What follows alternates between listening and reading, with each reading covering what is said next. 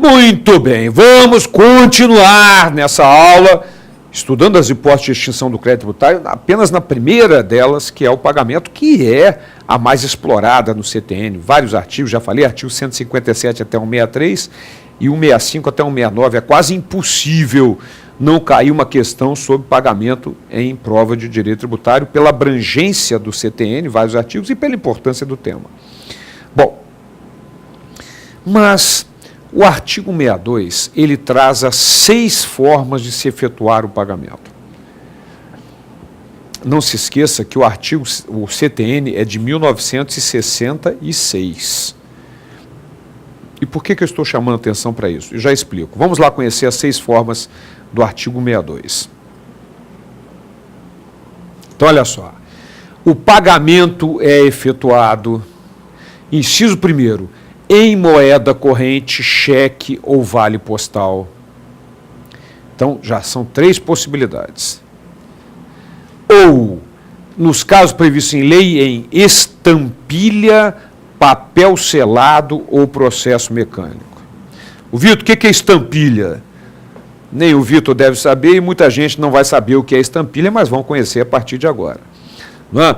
Então, minha gente, antes de explicarmos cada uma delas, quais são as formas previstas no CTN?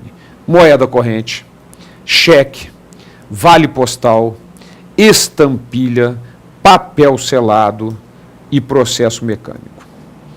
6 formas de se efetuar o pagamento. Vamos conversar, explicar cada uma delas, para depois olharmos os detalhes do CTN com relação a essas hipóteses de formas de pagamento. Muito bem, voltando para mim. Moeda corrente não tem papo, dinheiro pagou e fim de papo. Cheque é uma possibilidade.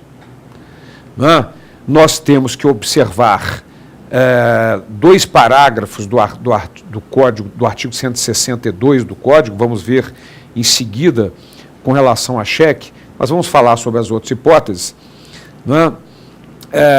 mas tem 2 detalhes importantes. Eu acho até que eu vou mostrar agora, fica mais legal para vocês, 2 detalhes importantes, os parágrafos 1º e 2º do artigo 162. Vamos lá. O que determina o parágrafo 1º do artigo 62? A legislação tributária pode determinar as garantias exigidas para o pagamento por cheque ou vale postal. Olha que o legislador não utiliza a expressão lei e legislação ao acaso. É legislação, não há necessidade da lei. Desde que não o torne impossível as exigências, ou mais oneroso que o pagamento em moeda corrente. Isso é o que determina com relação ao pagamento em cheque. Então, voltando para mim, quando você vai pagar em cheque, a administração pode fazer exigências. Que o cheque seja do próprio devedor, que o cheque seja do valor da dívida, certo? Mas não pode, por exemplo, você vai pagar em cheque, então vai demorar a compensação, vão acrescentar aqui 0,5% a mais. Não pode. Então, a administração pode fazer exigências, desde que não tornem o pagamento mais oneroso e desde que não tornem o pagamento impossível. Uma exigência tal que torne o pagamento impossível. Mas, fora isso, outras exigências, que seja do próprio contribuinte, o cheque, no mesmo valor, isso pode sem problema nenhum. Ok? Mas, por exemplo, como algumas fazendas públicas exigem cheque administrativo para pagar tributo, isso não pode. Porque o cheque administrativo, o contribuinte tem que pagar para conseguir o cheque administrativo. E aí já está tornando o crédito mais oneroso.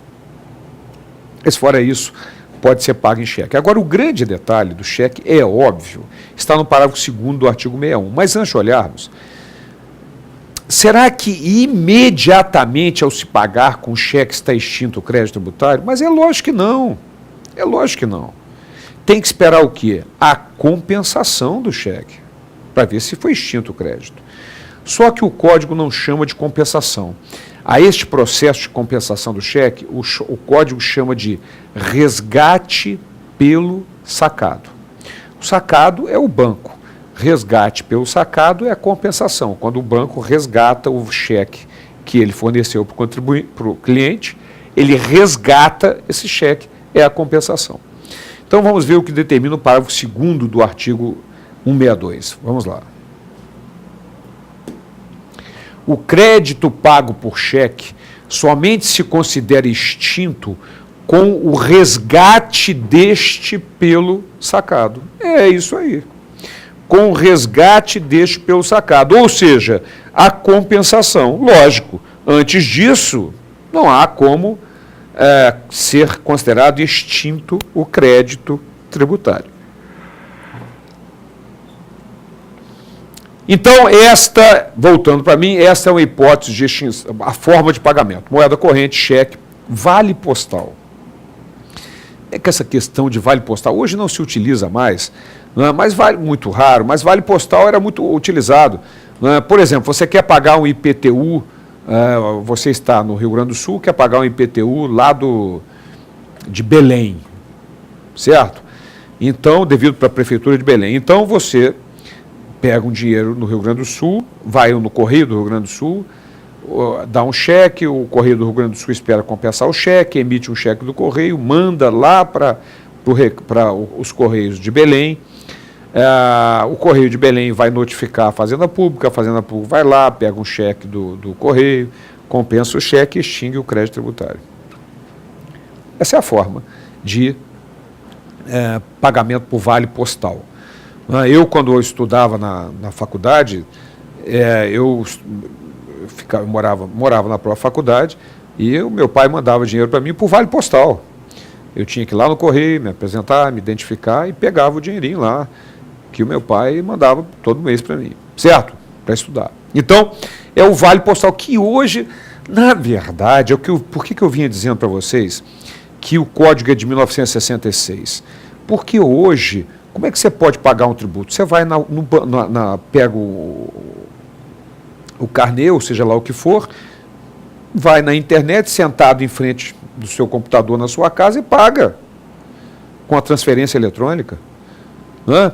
Mas imagine, em 1966, quando o código foi publicado, nem o mais lunático dos indivíduos, visionário, lunático, ia imaginar que você ia poder pagar uma conta sentado na sua casa, não é? De pijama, não é? Tomando uma cervejinha, uma linguicinha frita, em frente ao computador, digitando lá o código para pagar o tributo, com transferência eletrônica.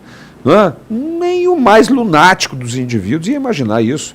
Um notebook, que hoje é um notebook, um computador com 10 vezes ou 20 vezes menos a capacidade, ocupava uma sala de 50 metros quadrados.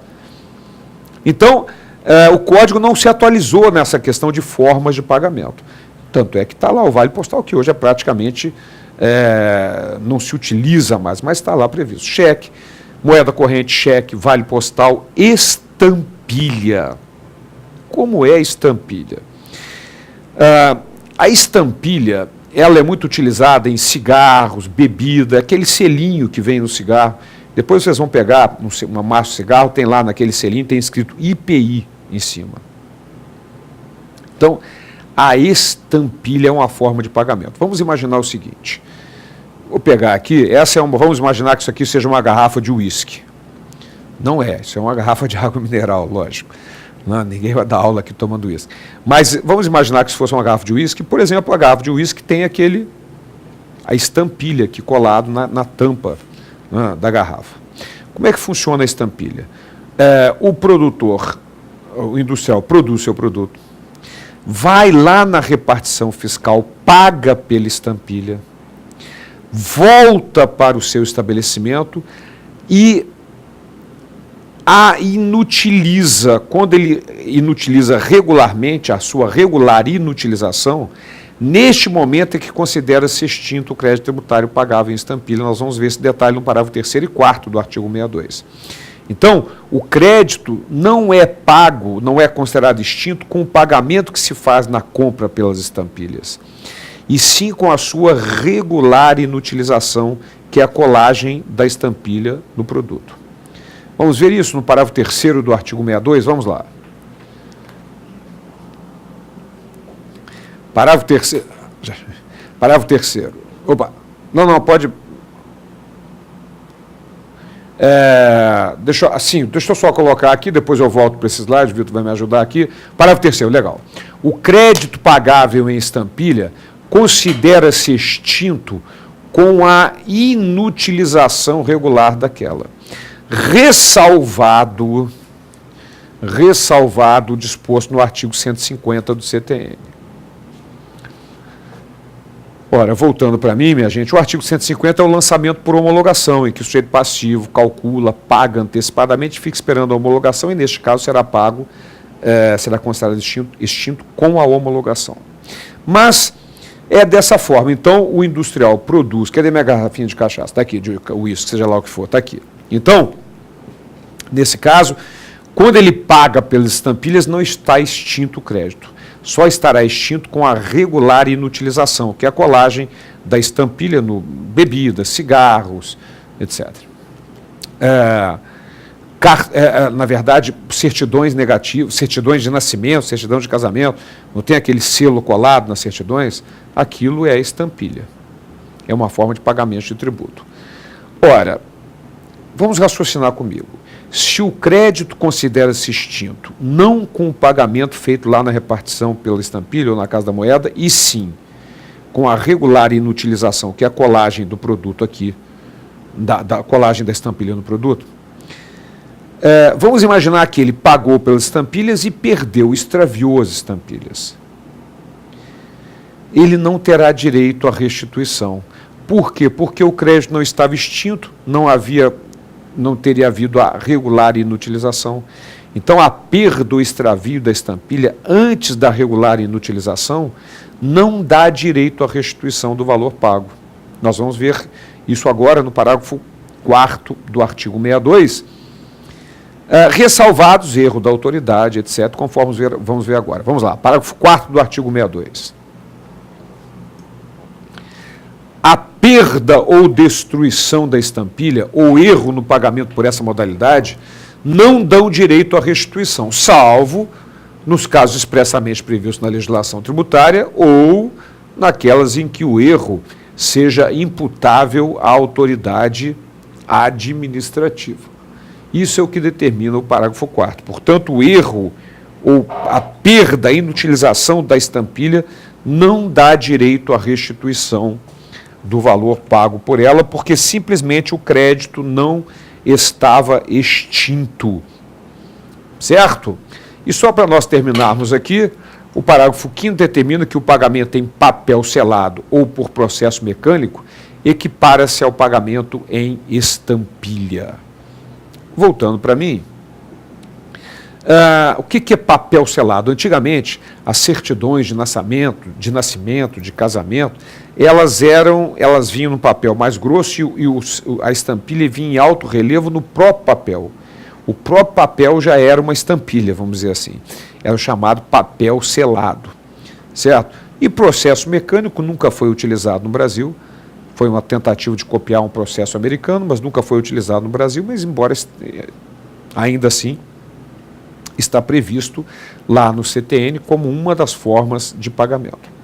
Então, minha gente, moeda corrente, cheque, vale postal, estampilha, papel selado ou processo mecânico. 6 formas de se efetuar o pagamento. 2 detalhes importantes com relação a cheque. A administração pode fazer exigências, desde que não torne o pagamento impossível nem mais oneroso do que em moeda corrente, e considera-se extinto o crédito com a compensação, que é o resgate pelo sacado, de acordo com o CTN. E as 2 observações sobre estampilha. Considera-se extinto não com o pagamento, e sim com a regular inutilização dela, a colagem da estampilha no produto. Como consequência, a perda, inutilização, extravio da estampilha antes da regular inutilização não dá direito à restituição, salvo se houver um erro da autoridade, etc. Ok, moçada? Então, estas são as 6 formas de se efetuar o pagamento, lembrando sempre que o código, neste particular, está anacrônico, em função de outras formas supervenientes, como é a transferência via rede, né, transferência eletrônica, enfim, que hoje é muito utilizado para pagamento de tributos. Legal? Na próxima aula, nós continuamos o estudo dessa primeira hipótese de extinção do crédito, que é o pagamento. Até lá.